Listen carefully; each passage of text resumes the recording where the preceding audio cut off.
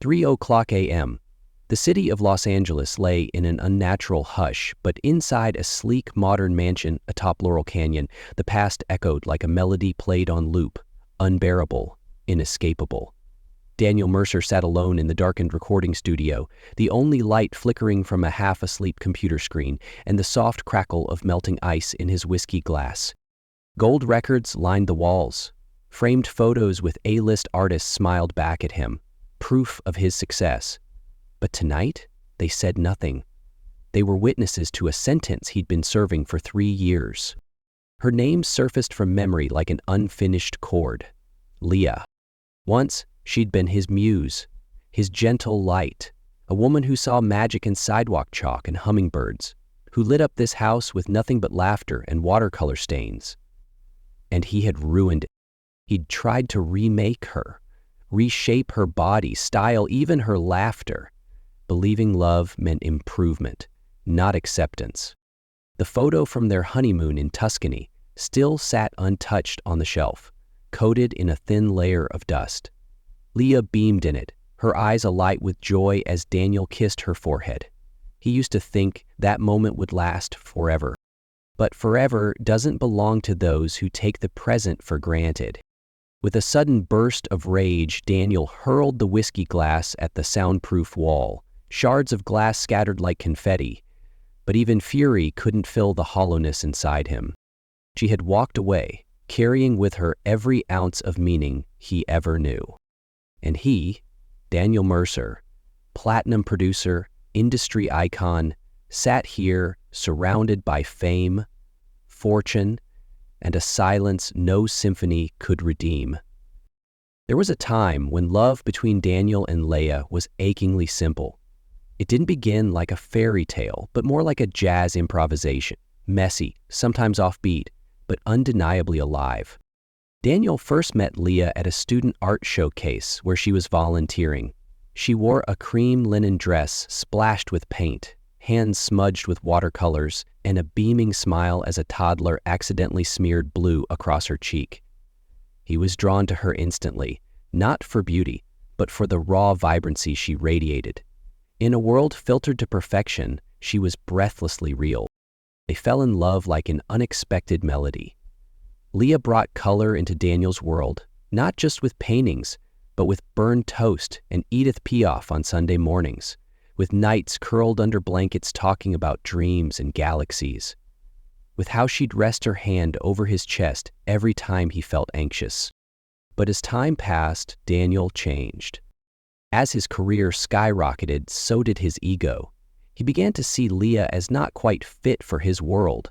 He suggested she dress more provocatively, lose a few pounds, maybe refine the nose. Just a touch.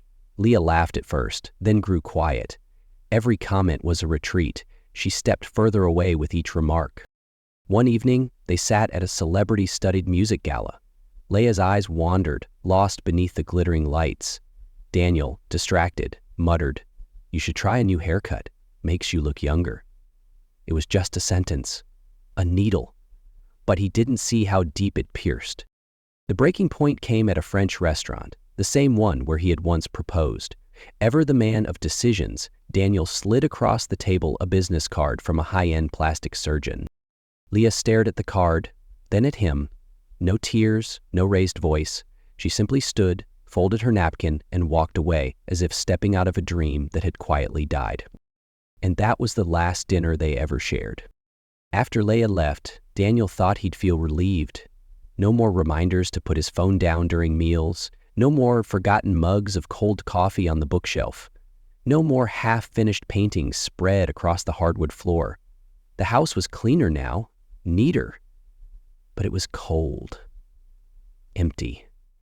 At first, Daniel threw himself into work. He produced 3 albums in 6 months, collaborated with major names, bounced from studio to studio like he was trying to outrun something.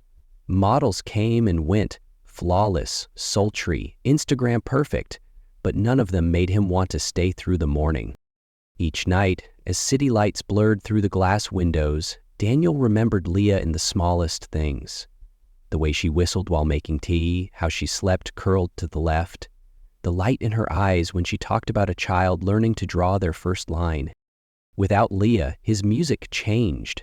The melodies grew hollow, repetitive, soulless. Session players grew quiet.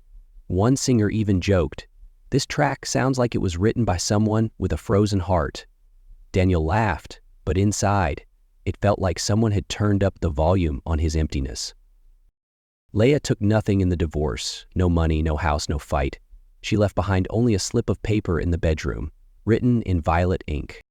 "Love is letting someone be who they are. Thank you for showing me who I was by trying to make me someone else." Daniel had read it 100 times. He had everything, the fame, the money, the awards, but without Leah, it was all hollow. No hit song could save him from the truth he had lost the only woman who loved him not for who he could become, but for who he was before he ever got it right. 3 years after that final dinner, Daniel saw Leah again. That night, he showed up at a fundraiser for public school art programs in East LA, not out of charity, but because a young artist he sponsored had work on display. He arrived late, unshaven, in a worn leather jacket and sunglasses despite the evening hour. And then he saw her.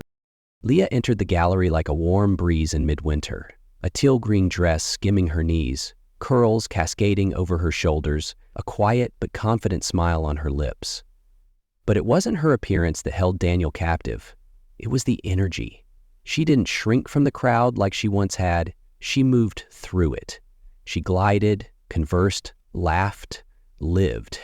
Beside her stood a man, tall, handsome, possibly a doctor or lawyer. They walked side by side naturally. Leah leaned in now and then to whisper something that made him laugh aloud. Daniel froze. That familiar tightness in his chest returned with a vengeance. He backed toward the exit, disoriented. Then her eyes swept across him. She didn't recognize him. It wasn't the cold kind of "I see you but I won't speak." It was the blank, neutral gaze reserved for strangers. A second of pause, then she turned back to her companion, as though Daniel had never existed. He stood there, frozen, mind blank, his temples beginning to throb. Then, as if pulled by something he couldn't name, he stepped forward. "Leah." His voice cracked, unsteady, almost foreign. She stopped, turned. "I'm sorry," she said politely, tilting her head. "I don't believe we've met." Daniel blinked, couldn't breathe. "Leah, it's me." "I think," she interrupted, voice gentle but sharp as glass. "I think you've got the wrong person." Then she turned and walked away, leaving Daniel standing in the center of a bustling gallery, breathless, as if someone had pulled all the oxygen from the room. In a matter of seconds, Leah had done what 3 years of guilt and regret hadn't managed. Made Daniel realize he hadn't just lost the right to love her. He had lost the right to know her. She had been reborn, and he remained the ghost of what was. Daniel left the gallery like a man in a trance. Leah's words, "I don't believe we've met," echoed in his head like a warped, off-key melody that hurt more than it should have. That night, he didn't sleep, he didn't work, he just sat in his studio, staring at blinking lights, thinking of all the times he'd chosen silence over apology, control over listening. A week later, he hired a private investigator. Not to stalk or invade Leah's life, but to understand how she was living, what she was doing, whether she was happy. The report came quickly. Leah was now a full-time art teacher at a community elementary school. She lived in a small apartment in Silver Lake. No signs of serious dating. Each morning she walked to school with a tote full of brushes and picture books. Each afternoon she stopped by a local bakery for a lemon muffin, an old habit she never broke. Daniel didn't know why, but the mention of that muffin made him cry. He started sending flowers to her school. No card, no name, always white daisies. The flower, Leah once said, looked sad but soft, like a quiet apology. Leah didn't respond, but she didn't send them back either. Then, quietly, he signed up to volunteer at her school under the name Nathan Gray. He offered to teach music for free on Saturdays for kids in the after-school program. The principal, unaware of his true identity, gladly accepted. For the first time in years, Daniel sat in a cramped classroom with an old keyboard and children giggling as he taught them rhythm by tapping on tables. Then, one Saturday afternoon, Leah walked into the room. Assigned as the class supervisor, she saw him. Daniel stood. But Leah said nothing. She simply checked the lesson materials, then turned to the children and gave them a soft smile. After class, once the kids had gone, she finally spoke.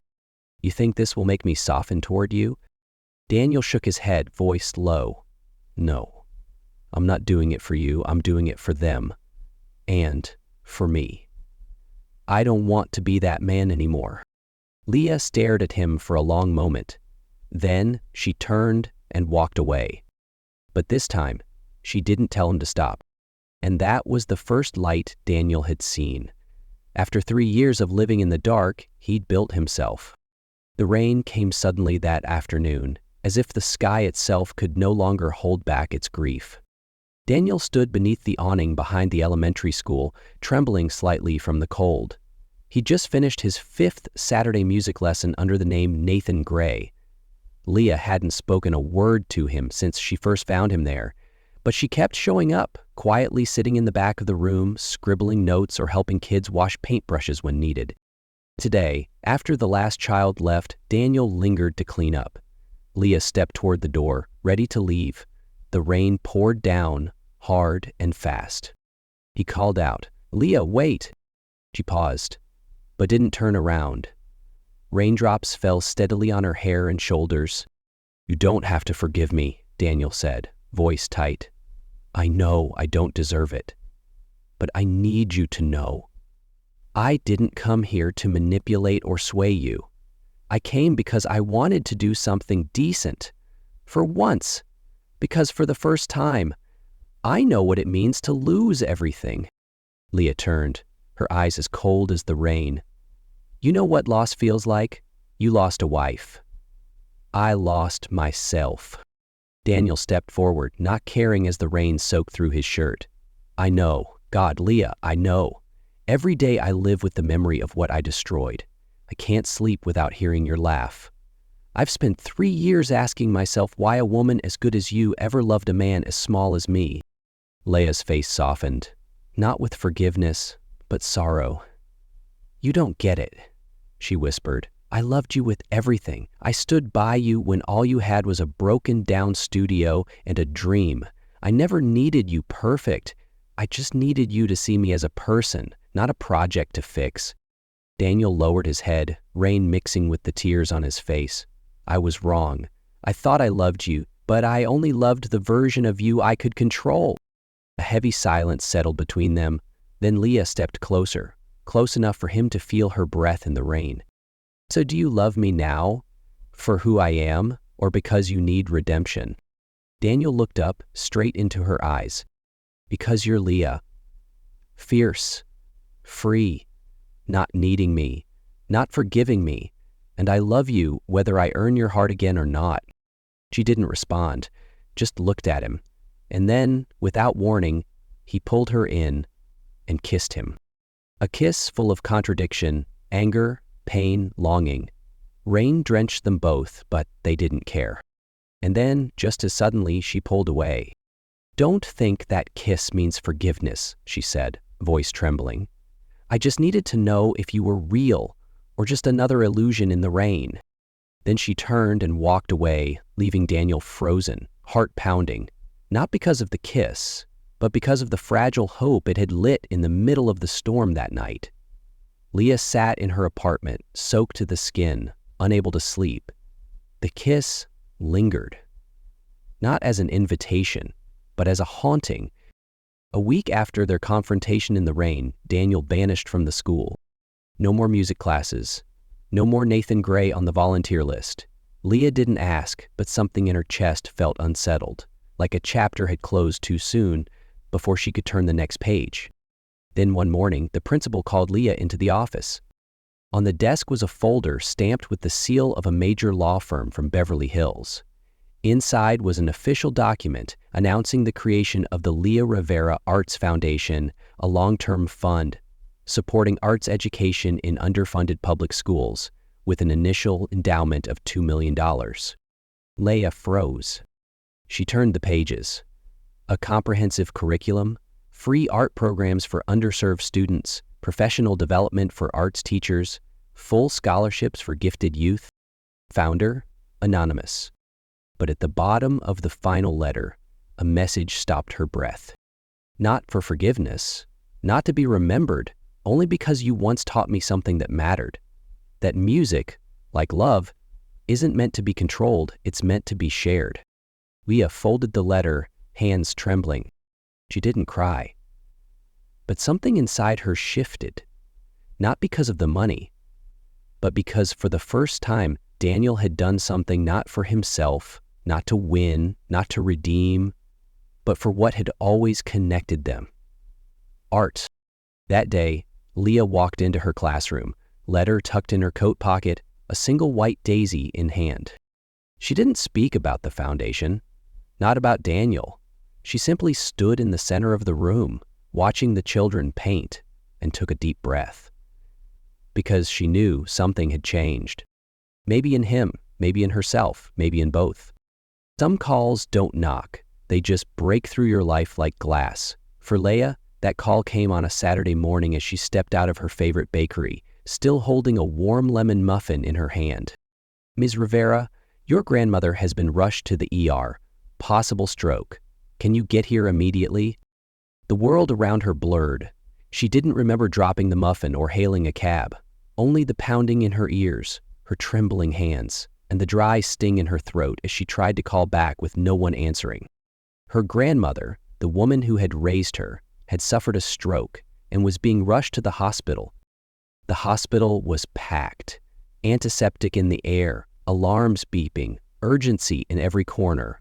Leah rushed to the desk, nearly yelling her grandmother's name.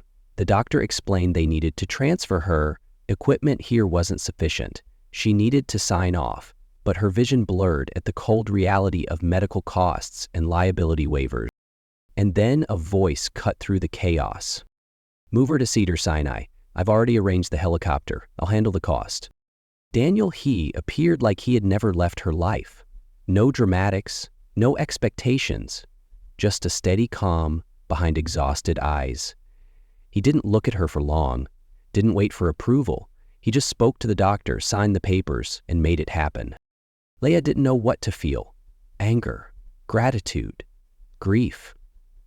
All she knew was something deep inside her cracked, not because of the money, but because this man, who once needed to be seen, was now doing the most selfless thing she'd ever witnessed, and didn't ask to be noticed.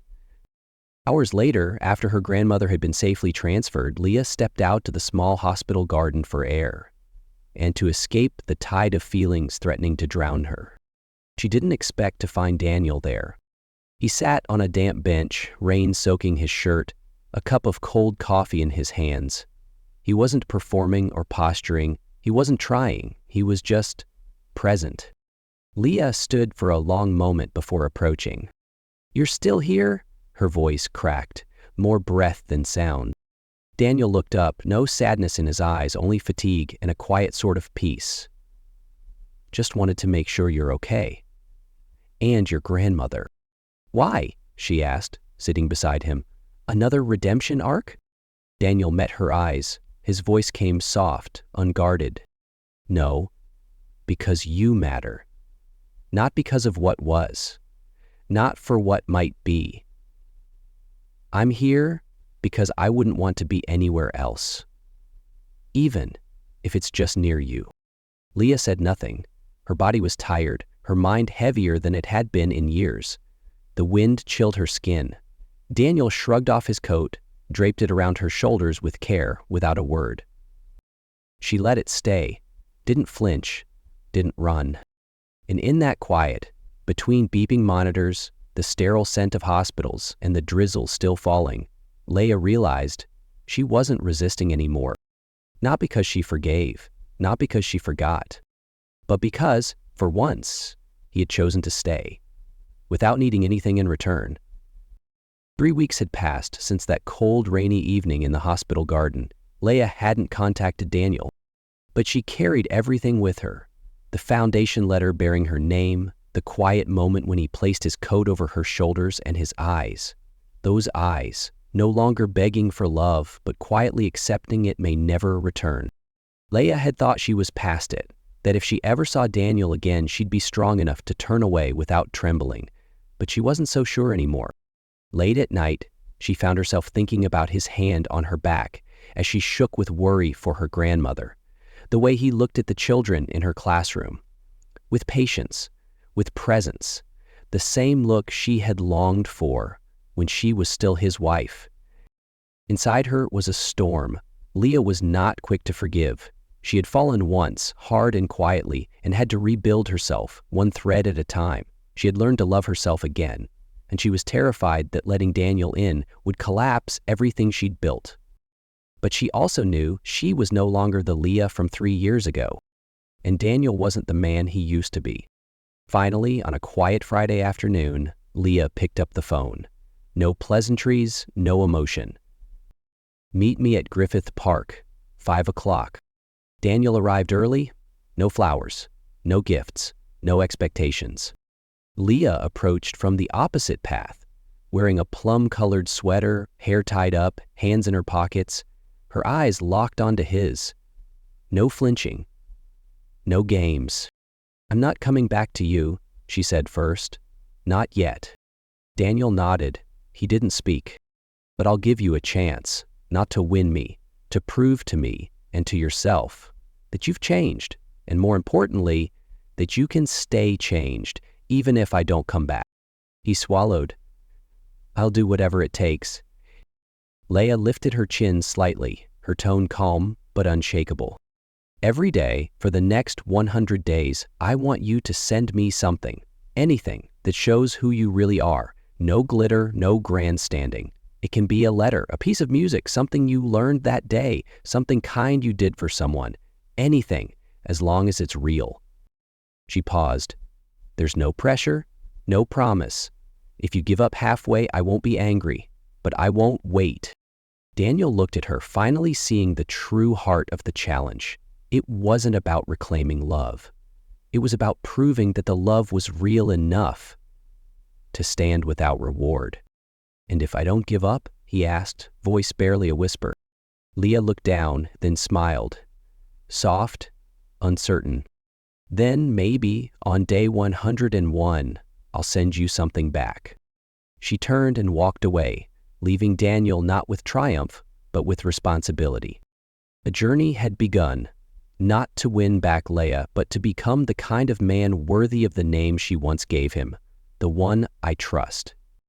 100 days, 3 months and 10 days, long enough for a season to change, long enough for old scars to stop throbbing, long enough for a man to relearn how to love without needing to be loved back. For Daniel, every single day was a lesson, a step not toward Leah, but toward becoming the most honest version of himself, with Leah not as the destination, but as the reason to begin. Day 1, he sent a folded piece of paper with a single handwritten musical note. On it, a short melody, unfinished, with a note. "This is the first note of a song not meant to be sold." Day 5, he sent an audio recording of himself reading a letter he once wrote to his father but never mailed. A letter filled with the quiet ache of a boy who learned to shut down instead of speak up. Day 12, a short video, Daniel sitting beside a blind little girl, teaching her how to feel rhythm with her hands. No music overlays, no filters, just laughter, tapping, and a note. Music doesn't need to be seen, it just needs to feel you. Day 24, he sent a key, the key to the first apartment they ever lived in. With it, a note. "I changed the lock, not to invite you back, but to remind myself it's time to close that door." Day 37, a photo of him doing dishes in a soup kitchen, sleeves rolled up, wrist still smudged with ink. Lay a letter he'd written on his arm the day the challenge began. Day 50, a finished song. Title, "If She Never Comes Back." A quiet ballad, no big chorus, just piano and a low, raw voice, like someone whispering into their own memory. Day 63, he sent nothing but a line via email, I don't have anything special today, but I'm still here, still trying. Day 75, a messy doodle. A kid sticking stickers on Daniel's face in class. Underneath, the kids think I'm a cartoon character. Maybe they're right. Day 90, a letter not to Leah, but to his old self. He wrote, "You thought control was power, but letting someone be fully themselves, that's the hardest thing of all." Day 100 wasn't a gift. It was a letting go. Daniel walked to her school and left a wooden-bound notebook. Inside were all his letters, photos, song lyrics, recordings, everything he'd sent her over the past 99 days. And tucked in the last page a single photo, the one they took in their first kitchen. Faces dusted with flour, laughing like two kids who didn't yet know how easily love could break. On the back cover, carved by hand, "If love is a door, this is the one key I could never carve alone." Day 101, Leah stood outside the post office, a small envelope in her hand, her heart beating slower than usual. She had read every page of the notebook, listened to every sound. What she found wasn't a man trying to prove anything. It was a man simply being. She didn't know what moment broke her. Maybe it was the sticker-covered photo. Maybe the letter to his past self. Maybe just day 63, when he had nothing to offer, but still didn't disappear. She walked inside, mailed the envelope.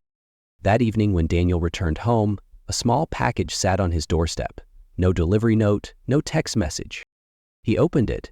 Inside was an old sketchbook, Leah's, from her early years of teaching art. On the front page was a line in fading ink, "This belongs to Miss Rivera." Beneath it, in fresh purple pen, "And now it belongs to the one who learned not to hold on, but to quietly, gently care." Tucked inside the back page was a train ticket.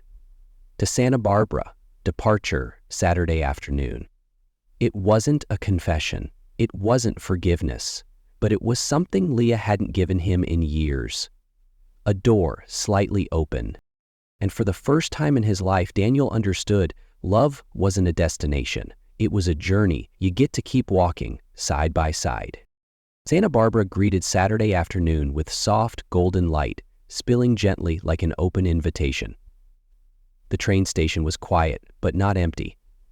It held the quiet anticipation of something unnamed.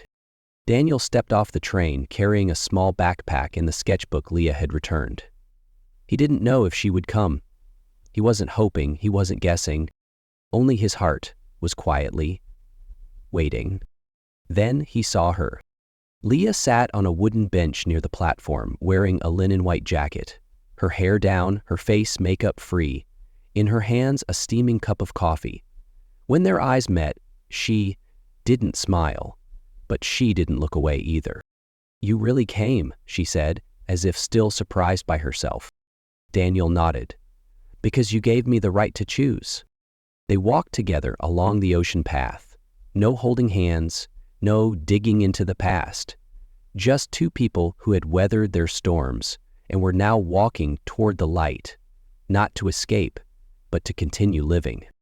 That evening, they shared wine and pasta at a small seaside bistro. Leah spoke about one of her new students, a nonverbal boy with an extraordinary gift for color memory. Daniel spoke about his music class, now twice as big, including a 70-year-old woman learning ukulele, so she'd feel less alone. Then, as music played softly in the background, Leah looked at him and asked, "Do you know why I sent the sketchbook back?" Daniel watched her, quiet. "Because during those 100 days, you didn't try to pull me back," she said. "You walked toward yourself, and that's what grown-up love looks like." Daniel didn't answer.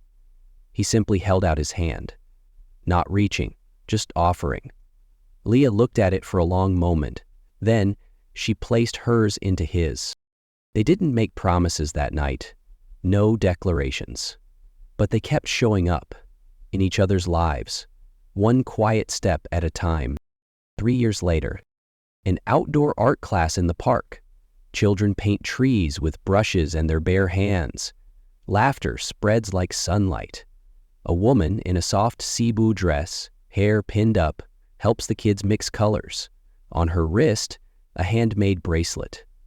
Musical notes wrapped in a white daisy. Beside the class, a man plays an acoustic guitar while the children sing. His hair is streaked with silver, but his smile hasn't changed. On his left wrist, a small tattoo reads, L. A little girl, about 2 years old, with soft curls, a denim jumper, and bare feet, scribbles on the cement with a piece of green chalk. Daniel laughs, takes the chalk from her tiny hand. For a moment his eyes glisten, not from pride, but from disbelief. Once he thought he didn't deserve love. Now he holds proof that love can grow from ruins. Suddenly she stands, totters over to the two adults, and shouts, "Papa, look!" Daniel laughs, takes the chalk from her tiny hand. Leah kneels beside him, gently wiping their daughter's fingers with a tissue. Her eyes are warm, like sunlight after rain. No one says a word. They don't need to, because some loves don't need vows or fanfare or proof. They only need to be lived, gently, truly, and that is enough. Not every love story ends with fireworks. Some just become a home where silence feels safe again.